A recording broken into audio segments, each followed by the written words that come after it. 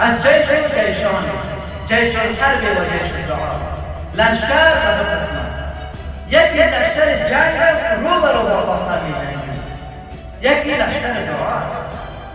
اگر با کافر رو به رو جنگ کردن نمی‌توانیم، اگر نمی‌توانیم تجهیزات مادی که کدوم یک مسلمان یک مجاهد تطبیق کنیم، حداقل می‌توانیم که برای دعا کنیم.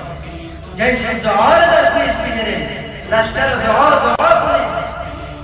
این همه که امروز ما می‌بینیم از برکت دعای مسلمان است که امروز الحمدلله ثم الحمدلله کافر رو به موجودی است.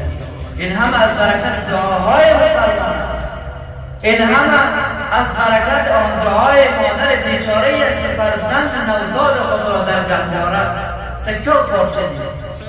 این همه از برکت دعای آن زنی است که بیوه شد. این همه از برکت دعای آن مادری است که داغ فرزند خود امروز می‌بیند. اگر که نمی‌توانیم رو به رو با کافر بجنگیم، حداقل می‌توانیم دعا کنیم. در دعا کردن نه چیز ما کم میشه بلکه افزون میشه. دعا کنید که الله مجاهدین واقعی اسلام، کسانی که واقعا در راه اسلام می‌رزمند و می‌جنگند، الله کامیابشان کنه. چرا که اگر ما و شما جهاد نمی‌کنیم، بر عوض ما شما آنها جهاد می‌کنند.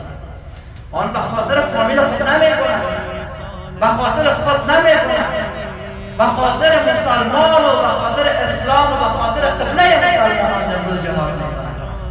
پس هر قدر که می‌توانیم برشان دعا کنیم.